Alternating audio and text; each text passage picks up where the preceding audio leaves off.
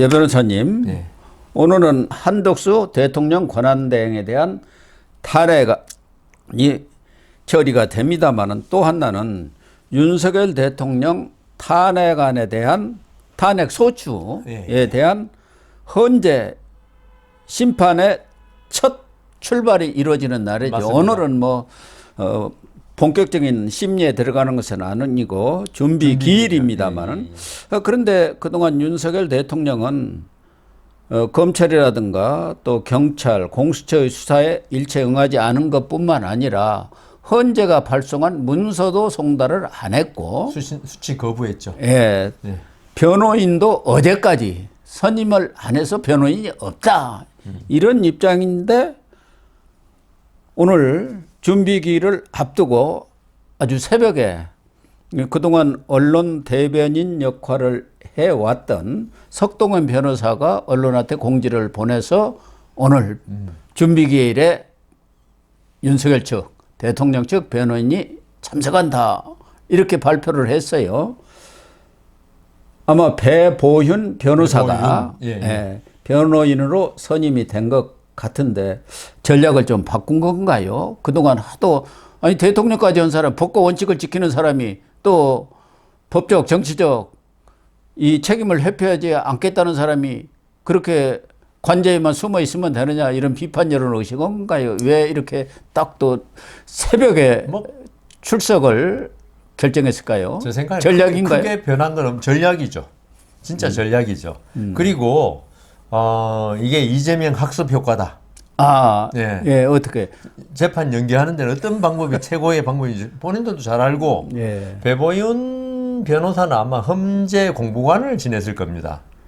헌법 연구관인지 연구관도 지냈고 또 그때 공보관 박근혜 헌재 박근혜 탄핵 당시 그래서 헌재 절차를 잘하는 박근혜 때 왜 검사 출신으로 그냥 변호인을 갖다 깔았다가 별로 제대로 대응 못했다는 그런 이야기가 많으니까 헌재를 잘 아는 사람을 갖다가 선임했는데 사실 저도 오늘 준비 절차가 물론 그는 정영식 그 이미선인가요? 수명 재판관에 두 사람이 하기로 했는데 안 나올 줄 알았어요. 저도 그렇게 어제까지도 그렇게 전부 관측했었죠. 언론들도 다 그렇게 생각하고 그런데 있었죠.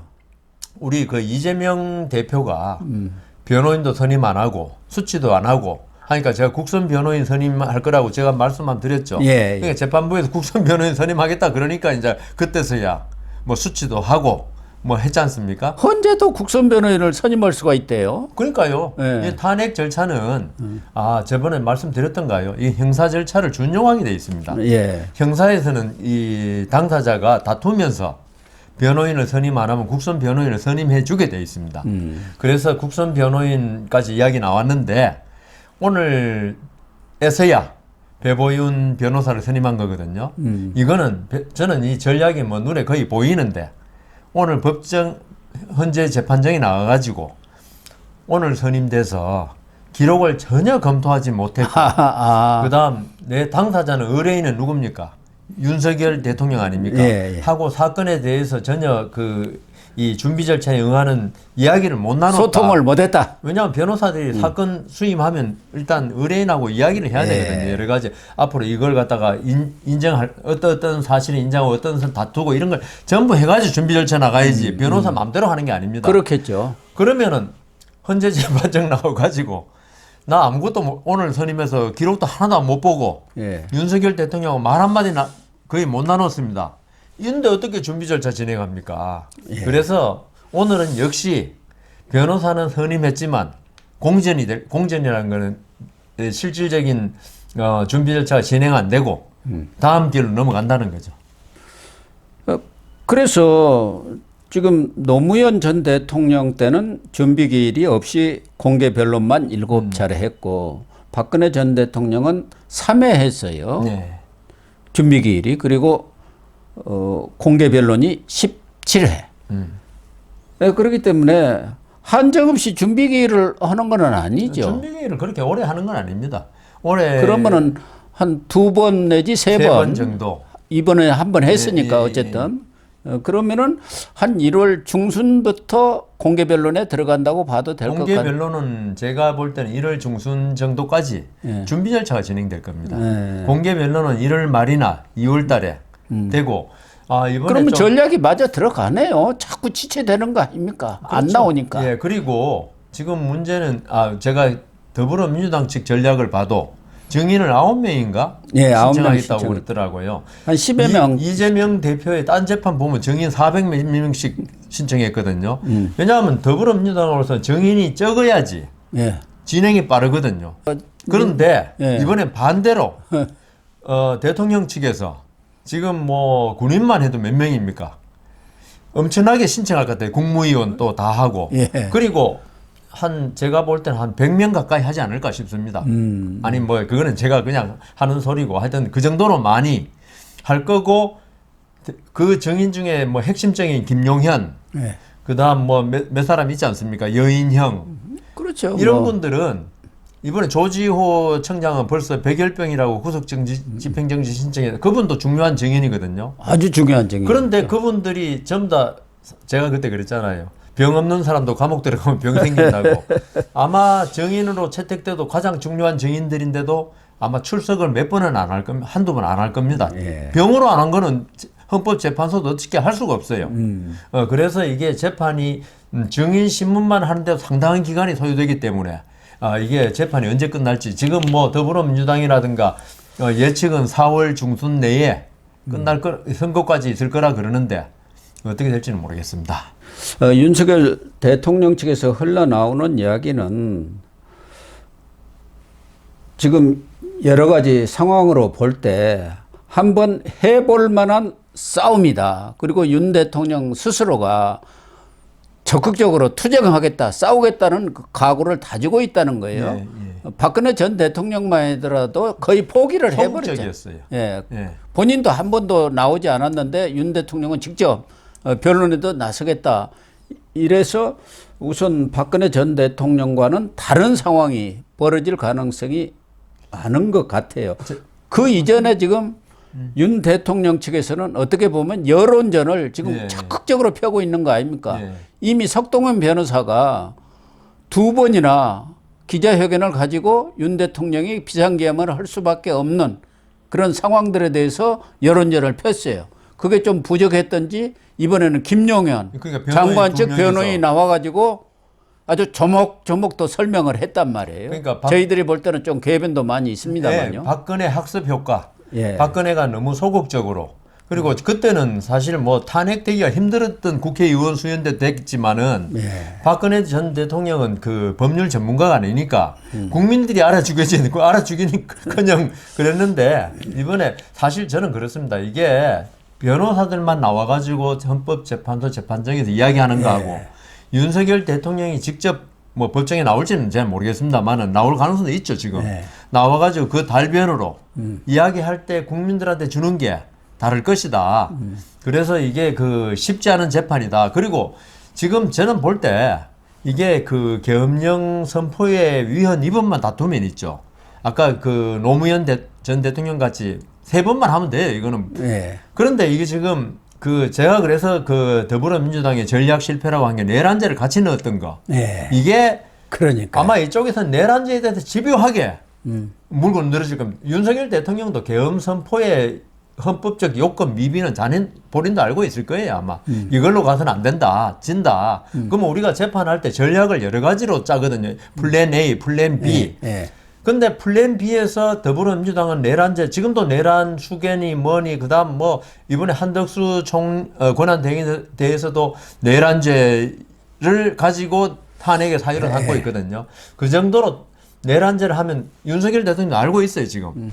내란죄가 결국은 이 사건의 주요한 쟁점이 된다는 거. 그리고 제가 그랬잖아요. 이게 그 양형 사유라는 거 있잖아요. 그거는 위법 행위를 한 것만이 아니라 위법 행위를 하게 된 동기, 그다음 위법 행위의 과정 유혈 사태가 있었느냐 이 건 같은 경우에 그다음 그 어떤 그 후폭풍이 있었느냐 그리고 대통령이 자기 잘못을 반성하고 계엄 선포를 빨리 해제했느냐 이런 걸 따지는데 저는 그 중에서 내란이 제일 크다고 보거든요. 그래서 내란죄는 지금 증인도 엄청나게 많을 거고 그거 하다 보면 상당한 시간이 지날 수 있다. 그래서 이거는 조기 결론을 내는데 이 내란죄가 좀 문제가 된다. 그렇게 생각합니다. 그래서 어제 김용현 측 그 변호인들의 이야기를 들어보면 바로 여 변호사님이 지적한 내용이 아닌가. 윤석열 대통령도 그 계엄 당일의 상황만 보지 마라. 전체적인 그 맥락을 봐야 할 거 아니야. 이래서 비상계엄을 선포할 수밖에 없었다. 그게 궤변이라도 일단 동기는 되거든요.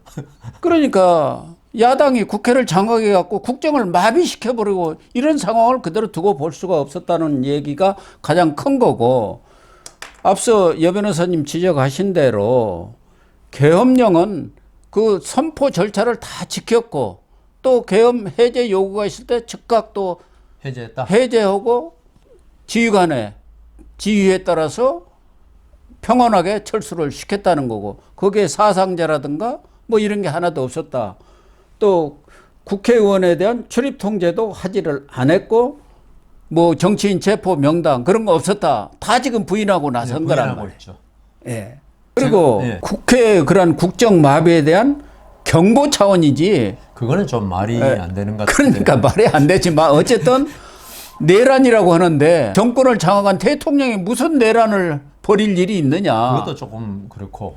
그러니까 이쪽에서는 지금 그 내란죄라든가 그런 부분에 맞춰가지고 맞습니다. 계속 예. 대국민 선전전을 하는 게, 예. 여 변호사님이라든가 우리처럼 뉴스를 계속 보고 또 법률적 지식이 있는 분들은 그런 부분에 대해서 이건 궤변이네, 이건 말도 안 되네 하지만 일반 또 여론을 상대로 했을 때는 그 말이 맞는 것 같네 대처. 더군다나 지금 총리까지 그 권한 대행하고 있는 이 상황에 탄핵까지 하는 거 보니까 그 뭐 어쩔 수 국정 없는데 마비를 시도하는 야당에 예. 대해서 그런 선전전이랄까 여론전을 지금 적극적으로 펴고 대반격에 나섰다고 봐야 하는 거 아닙니까? 박근혜 전 대통령 때 저희들 그 고 교수님하고 방송에 나가서 항상 많이 봤지만은 탄핵을 요구하는 시위만 엄청나게 있었고 예. 탄핵 반대 시위는 거의 뭐 미미했다고요. 없었죠. 그때는. 근데 이번에는 뭐 지난번에도 광화문에 이런 데 보면은 탄핵 반대 시위도 상당히 있어요. 그러니까 이런 선전전, 여론전이 효과가 있는 거고, 저는 좀 전에 그 탄핵에 대해서 동기 이런 거 말씀하셨잖아요. 경고 차원이다 뭐 했는데, 제가 간단하게 예를 들어드리면 그걸 이해를 쉽게 하기 위해서, 그 부인이 남편을 살해한 사건이 있었어요. 예? 예. 근데 부인이 그 법정에서 계속 주장하는 게 남편이 나를 계속 좁히고 학대를 했다. 이걸 계속 주장하면 나중에 그게 인정되면 나중에 집행유예도 나온다니까요, 그게. 윤석열 대통령의 전략입니다, 그게. 어쨌든 윤석열 대통령이 이런 적극적인 그 투쟁 의지, 네. 싸울 각오를 표명을 하고 또 여론전을 펴면서 데일리안이 여론조사 공정에 의뢰해서 23, 24일 조사한 거 보면은 30.4%의 지지율이 나왔어요. 데일리안에 됐으니까 뭐 크게 공정성은 크게 뭐 신뢰할 네, 만한 것은 네. 아니지만 어쨌든 그래도, 그쪽에서는 네. 한번 해볼 만한 싸움이다. 여론이 살아나고 또 시간이 지나다 보면 계엄에 대한 국민적인 분노가 어느 정도 가라앉고. 가라앉을 것 그 아니냐. 내란에 대해서도 예. 그 반대론자들, 뭐 저도 반대론자, 그 내란에 대해서도 상당히 이제 좀 이 온건한 그리고 합리적인 판단을 할 것이라는 기대를 하는 거죠.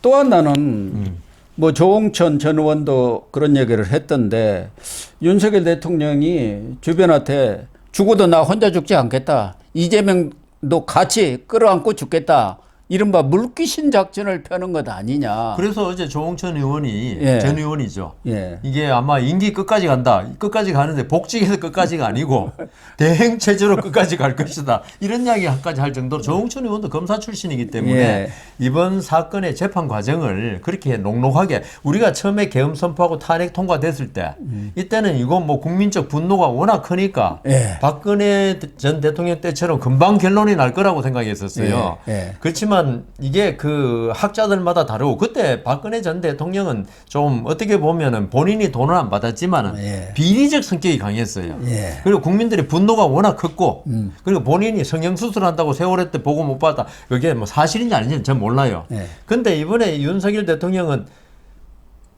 얼토당토하는 일을 했지만 비리는 아니었다고요. 예. 돈을 받거나. 그래서 이 부분에 달랐기 때문에, 그리고 사실 탄핵 초기에는 그 윤석열 대통령을 지지하거나 보수들이 기가 끊겼었어요. 이거 뭐 이제 또 끝났네. 그런데 아까 말씀하신 선전전, 윤석열 대통령이 계속되는 담화, 그다음 석정현 변호사의 또 기자회견 이런 거 하면서 아까 말씀하신 대로 법률 전문가가 아닌 사람들은 이렇게 되겠네 이렇게 생각하니까 이게 시위도 나오고 이렇게 되는 것 같습니다.